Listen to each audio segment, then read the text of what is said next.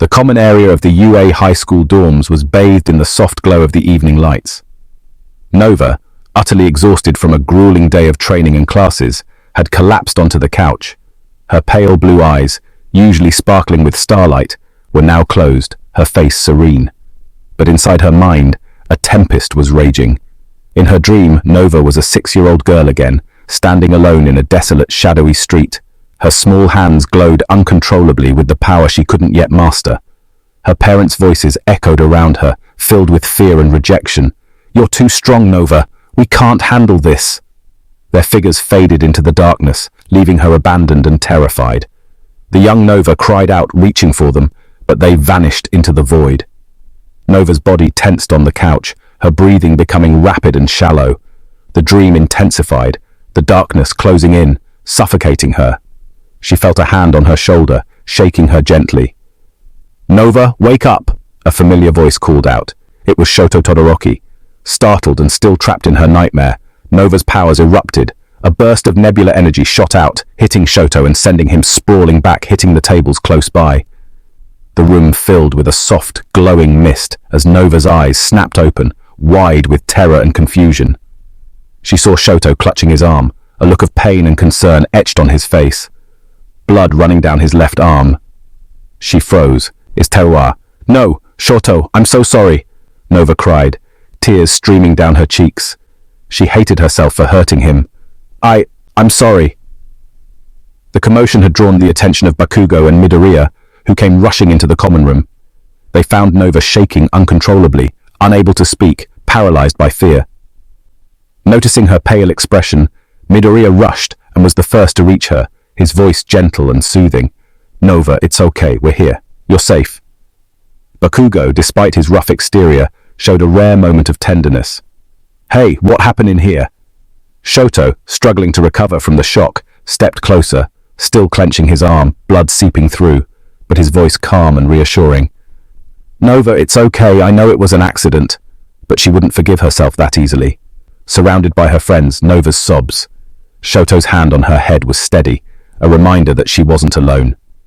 In that moment, Eraserhead burst into the room, his eyes scanning the scene with a mixture of concern and authority. He immediately noticed Shoto's injury and Nova's distressed state.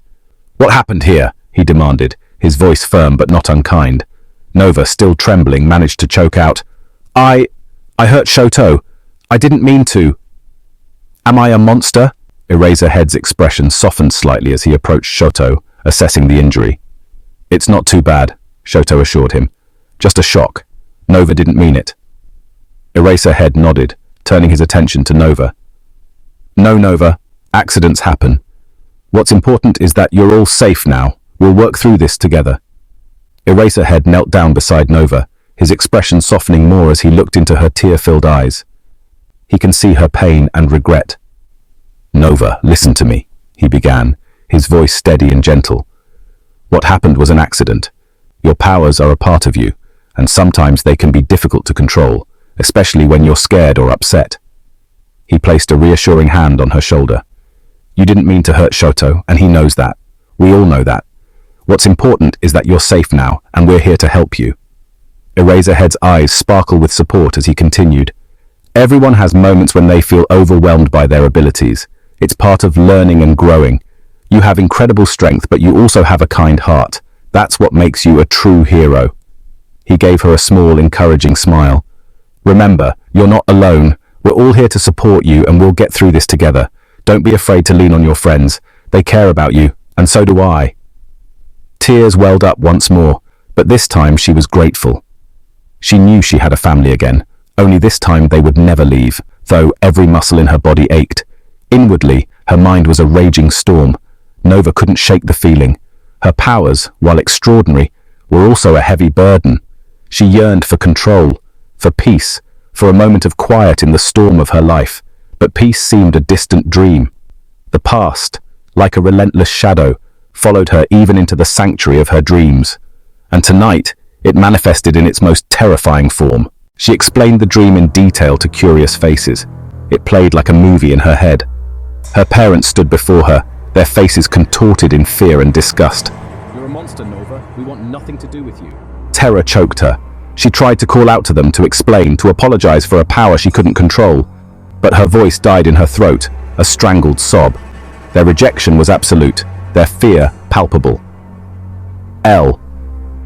The echo of her parents' rejection reverberated in the silence. Shoto groaned, slowly pushing himself up. He winced, clutching his arm where the energy had struck him. "I'm fine. Nova, really?" His voice, though strained, held a reassuring calm. Eraser asks Shoto to go see Recovery Girl, concern etched on their faces.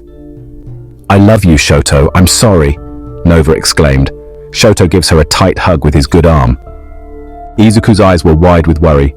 "It's okay, Nova. He's fine, he's strong," Izuku said softly. "We're here for you." His words, though simple, were a lifeline in her sea of guilt and fear. Bakugo puts a strong hand on her back. "You got this, Extra." Finally, Nova let out a small giggle, revealing a pained smile. Bakugo smirks at his own wit, and Deku glares at him with disapproval, but her laugh makes a smile tug on his lips. "I love you boys," she says softly.